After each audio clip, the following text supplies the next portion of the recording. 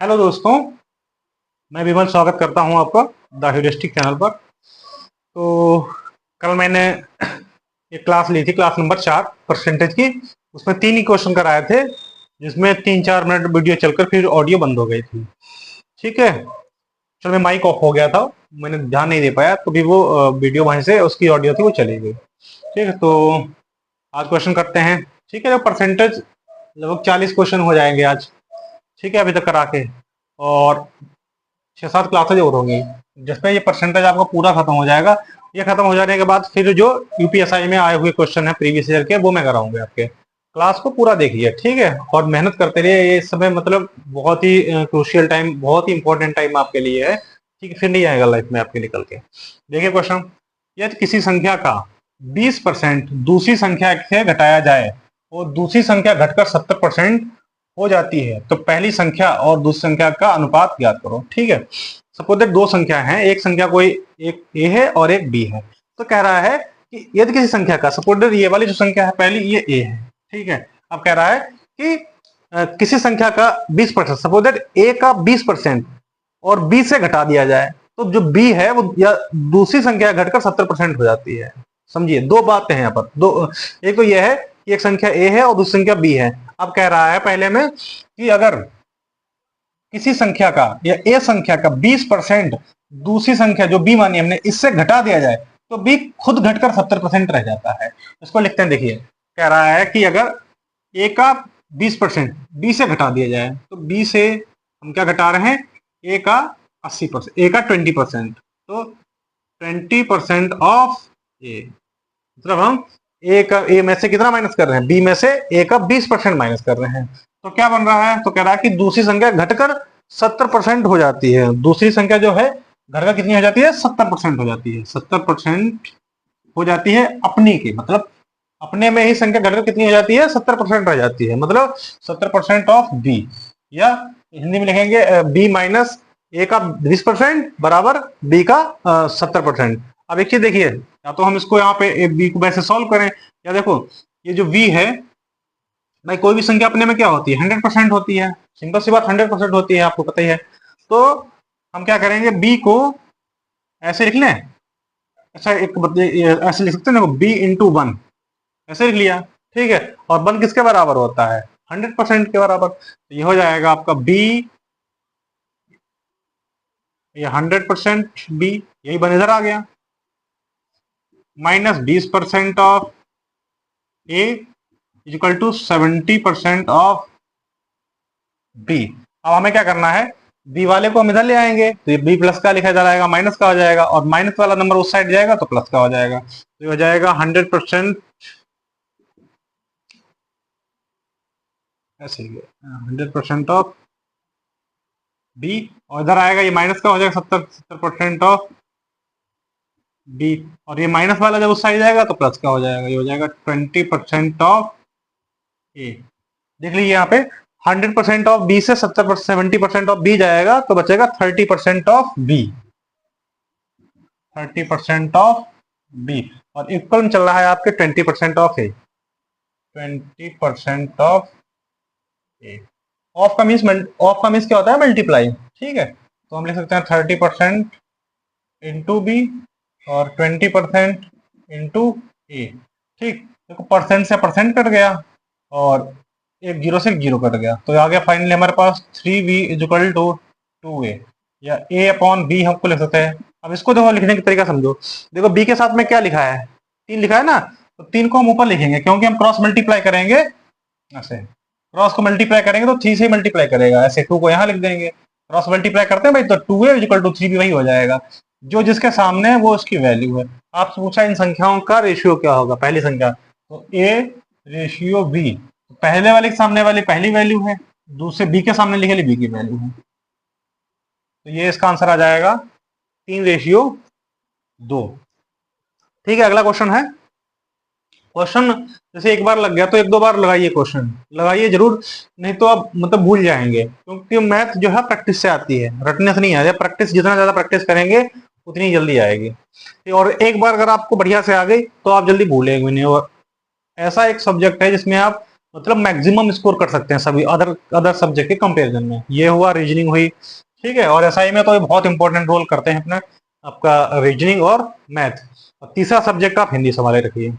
अगला क्वेश्चन है, देखिए ए और बी दो संख्याएं इस प्रकार हैं। ए और बी कोई दो संख्या है, ए के 8% और बी के 5%। कह रहा है कि ए और बी दो संख्या हैं और एक का 8%, ए का 8% और बी के 5%। और कम ऐसा देखो का लिखा होता है वहां पर हम मल्टीप्लाई करते हैं, जहां पर और आ जाए वहां पर प्लस लिख सकते हैं, ठीक है। तो और की जगह पर क्या जाएगा, यहां पर हम प्लस करेंगे और बी के 5% का योग। देखिए कह रहा है ए के 8% और बी के 5% का योग। तो ए के 8% और बी के 5% का योग, ये रहा प्लस, बराबर है ए के 12% और बी के 10%। ए के 12% और बी के 10%। 10% के योग का क्वेश्चन बढ़िया देखा गया है।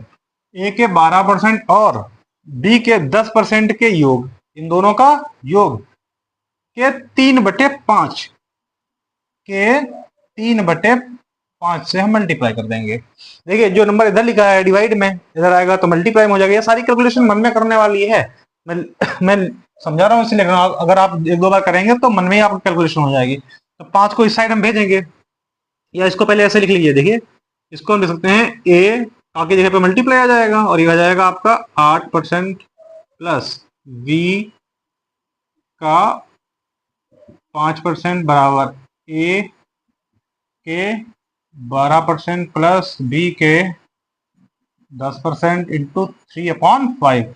5 को इस साइड लाएंगे तो ये मल्टीप्लाई में आ जाएगा, क्योंकि डिवाइड वाला नंबर साइड रहेगा तो मल्टीप्लाई में आ जाएगा। तो 5 और ए 8 की मल्टीप्लाई हो जाएगी, 5 8 40% ए, ऐसे लिख लीजिए, ठीक है। और इसकी हो जाएगी 5 पंचम 25 25 B% या 25% बी, एक ही बात है, मल्टीप्लाई में लिखा नंबर। और 3 जो यहां बचा, यहां तो मल्टीप्लाई में 3 अंदर आ गया, यहां मल्टीप्लाई कर देगा तो 3 बारियम 36% ए और 3.30% बी।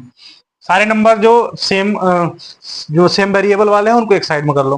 फिर जैसे यहाँ पर 36 ए है और यहाँ पर 40 है, तो ए एक ही साइड में आ जाएगा। यहाँ देखिए 40% ए, ये 36% इधर आएगा, ये हो जाएगा माइनस का 36% ए बराबर 30% बी, और ये 25% बी उधर जाएगा, माइनस का हो जाएगा 25% बी। 40 से 36 निकालेंगे कितना बचेगा, 14% ए, और 30 से 25 निकालेंगे बचेगा 5% बी, ठीक। या देखिए यहाँ पर हम ए अपॉन बी निकालें तो ए के साथ नंबर मल्टीप्लाई करा 14, तो उसके नीचे भेज दीजिए, क्योंकि क्रॉस मल्टीप्लाई में सेम आना चाहिए। और बी % लिखा है यहाँ पर तो 5 ऊपर आ जाएगा। अगर क्रॉस मल्टीप्लाई करेंगे तो ऐसे हो जाएगा, साथ में परसेंट भी लगा है तो परसेंट से परसेंट कट जाएगा। और ऑप्शन है आपके, इसमें ऑप्शन ही लिखे थे, मैं लिख देता हूँ ऑप्शन में आपके।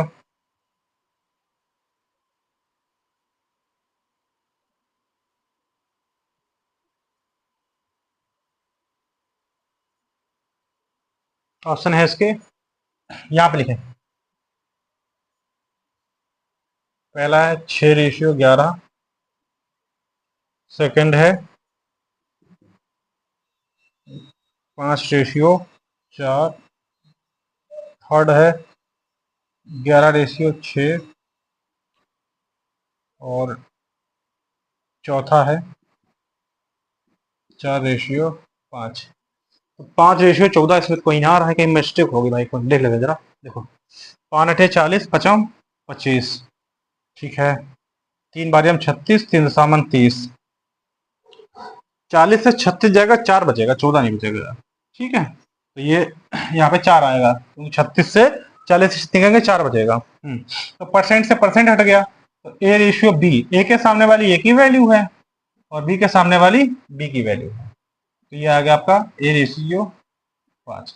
ये कैलकुलेशन मतलब सारी मन में होने वाली है, ठीक है। अब यहाँ मल्टीप्लाई करेंगे, ऐसा करिए, देखिए 5 8 40 से और ये तीन तीन बार हम 36 से हो जाएगा, 36 से इधर आएगा माइनस हो जाएगा, तो सीधे आप इस बार यहाँ पर जाएंगे, 4 ये बचेगा। ऐसे यहाँ पे देखिए 5 से इसकी मल्टी 20 हो जाएगा, और 3 30, 30 इधर आएगा माइनस होके 5 बचेगा। जब आप करेंगे प्रैक्टिस में तो सारे चीजें आ जाएंगी, ये आपको लिखनी नहीं पड़ेगी। ठीक है, अगले क्वेश्चन देखते हैं।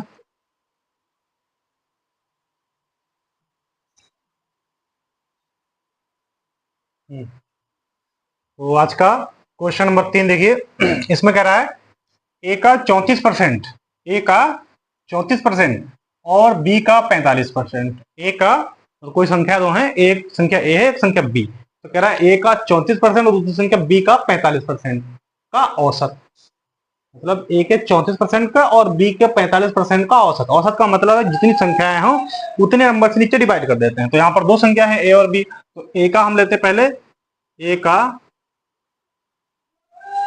34%, ए का 34% और बी का 45%। और औसत आ गया, इसीलिए दो संख्या दो से डिवाइड कर देंगे। औसत ए और बी के अंतर, ए और बी के अंतर, मतलब ए और बी का अंतर 3/5 ये बराबर है। इसने कहा कि ए का 34% बी का 45% का औसत जो है इन संख्याओं के अंतर के 3/5 के बराबर होगा। नहीं समझाया? देखिए ये कह रहा है कि ए का 34%, बी का 45%, फिर इन दोनों का औसत, तो ये वाली बात यहां लिख गई। अब कह रहा है कि इनका जो औसत है वो किसके इक्वल है, ए और बी के अंतर, इन दोनों का अंतर ये रहा, अंतर के 3/5, अंतर के 3/5 के बराबर है। अभी इतने इतना कहा, तो हमें ए और बी की वैल्यू फाइंड करनी है। फाइंड करनी है, लिखा है ए के प्रतिशत के रूप में बी ज्ञात करो। बी क्या लिखा, बी, हाँ, ए के प्रतिशत के रूप में,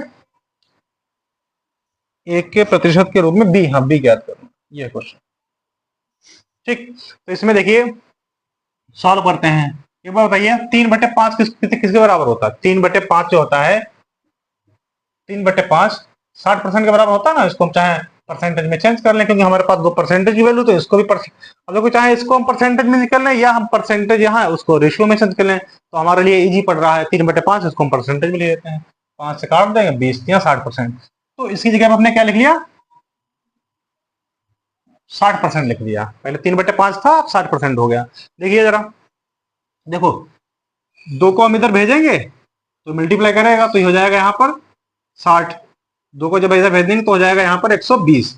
ये दो यहाँ चला जाएगा तो हो जाएगा 120। ठीक है, मैं इसी स्टेप में कर देता हूँ, आप लोग देख लेंगे। ठीक है, यहाँ पर जैसे दो को जब आप इधर भेजेंगे, क्योंकि दो इधर डिवाइड में लिखा इधर आएगा तो मल्टीप्लाई में हो जाएगा, और यहाँ करेगा मल्टीप्लाई, तो ये वाला दो पहुंच गया यहाँ पर। अब हमारे पास जो इक्वेशन बची वो क्या आ गई, देखिए ए का 34%। एक काम करें, परसेंटेज है हम कॉमन ले लेते हैं। देखिए यहाँ पर परसेंटेज को मैंने बाहर कॉमन ले लिया, तो बचेगा यहाँ पर 34a प्लस 45b बराबर ए माइनस बी इंटू 60% इंटू 2 से मल्टीप्लाई कर देंगे तो हो जाएगा 120%। परसेंट से परसेंट हटा दो। ठीक है, अब इजी रहेगा क्वेश्चन।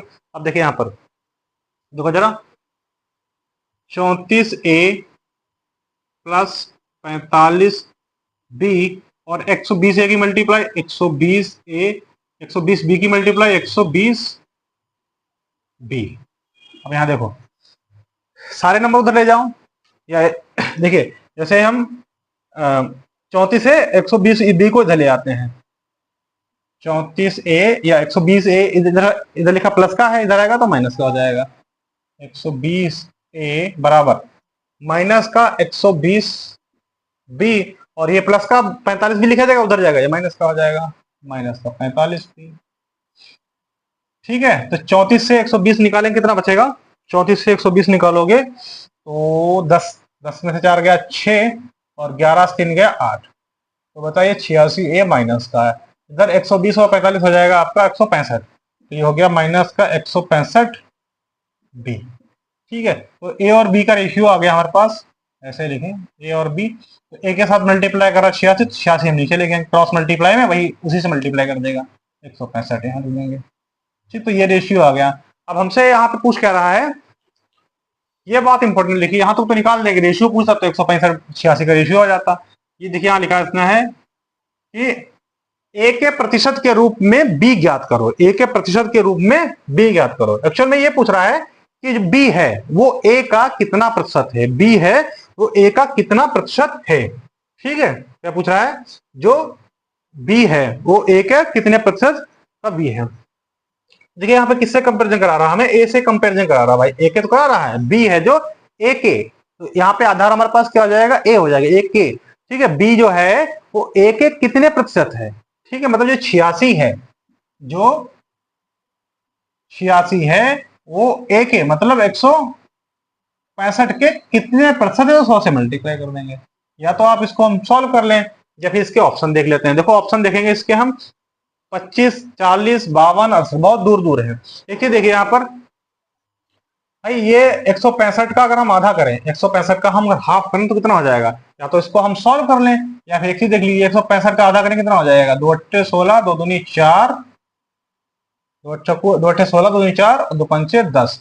ये जो 82.5 है ये 50% की वैल्यू है ना भाई, 2 से डिवाइड किया तो 50% हो गया, तो ये 50% है। अब मतलब हम कह सकते हैं कि जो 50% की वैल्यू है वो क्या है, 82.5, और हमें पहले वैल्यू चाहिए 86 की, तो देखो 82.5 से 86 की वैल्यू कुछ ज्यादा है, तो आंसर जो इसका होगा वो 50% से ऊपर होगा, थोड़ा बहुत ऊपर होगा, बहुत ऊपर नहीं होगा। तो ये तो दोनों ही नहीं होंगे, तो 50% से कम है। ठीक है, ये ज्यादा ऊपर हो गया तो ये उसके पास का आंसर हो जाएगा। चाहे तो आप उसको पूरी कैलकुलेशन सॉल्व कर लीजिए, ऐसे आ जाएगा। अगर कुछ ना समझ आए तो कमेंट में कमेंट करिए। देखिए क्वेश्चन नंबर 4, एक कंप्यूटर की कीमत जो है वो 34,000 रुपए है, अब 17% कमी हो गई। बहुत इजी क्वेश्चन भाई, 17% की कमी हो गई। ठीक है, तो कितना बचा अब, 17% कमी का मतलब है क्या, देखिए भाई 100% कीमत होगी पहले उसकी, तो 17% की गिरावट हो गई। भाई किसी भी चीज की कीमत क्या होती है, 100% होती है, यहाँ पर 100% 34,000 है।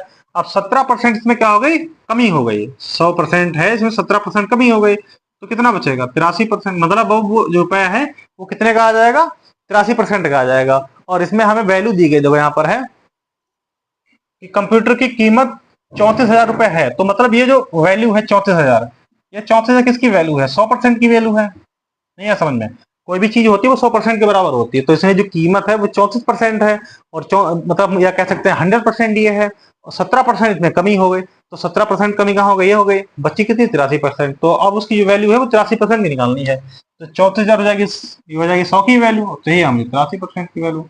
ठीक है, तो हम निकाल लेते हैं यहाँ पर, 2 जीरो काट दीजिए, इनकी मल्टीप्लाई कर लीजिए।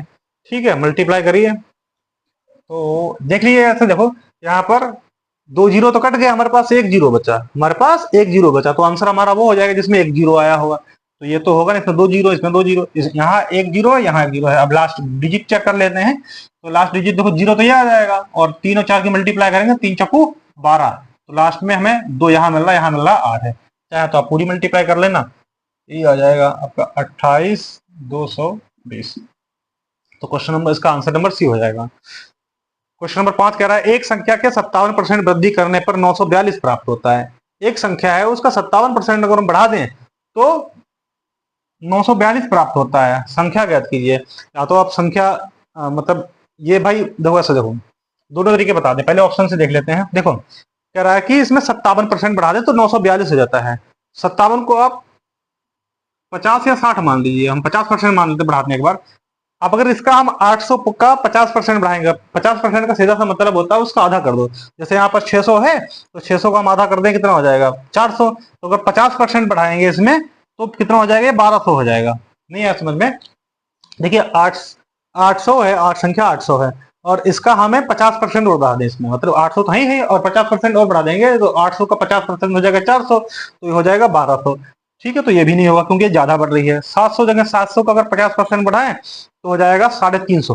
50% का मतलब है आप आधा बढ़ा दीजिए, ये तो संख्या रहेगी, इसका आधा और बढ़ा दीजिए, तो 700 और 350, 1050, ये भी हो जाएगी। ये देखते देखो 600 का 50% हो जाएगा 900। ठीक है, ये हो सकती है, इसको देखते हैं जरा। 50 का अगर हम 50 का हम 5% बढ़ाएं, 50 का 50% बढ़ाएंगे तो 250, मतलब 50 और 250 कितना होगा, 750। 50% तो बढ़ा दिया, बढ़ाना में 7%, एक बार 7% और बढ़ा दिया, 7% कितना हो जाएगा 35।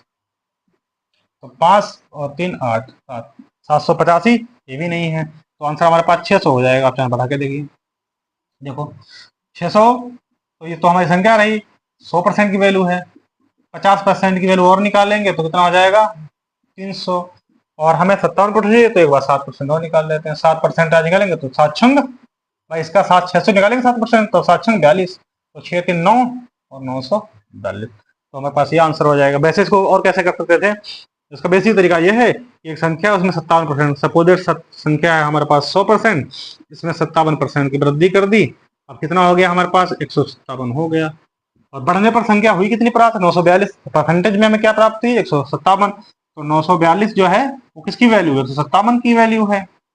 और हमें वैल्यू यही है किसकी, वो संख्या की वैल्यू, तो 100%। इसको हम सॉल्व कर लेंगे, परसेंट से परसेंट हटा दो, इसको आप करेंगे तो इसको अगर देखें तो लगभग 6 बार पड़ जाएगा। 15 छक्का 90 हो गया, 900, और 7 छंग 42, 9 सॉरी 6, तो भैया आ जाएगा 600। भाई ऑप्शन कर लीजिए, ऐसे कर लीजिए, एक ही बात है। ठीक है, कुछ प्रॉब्लम है तो कमेंट बॉक्स में कमेंट जरूर करिएगा।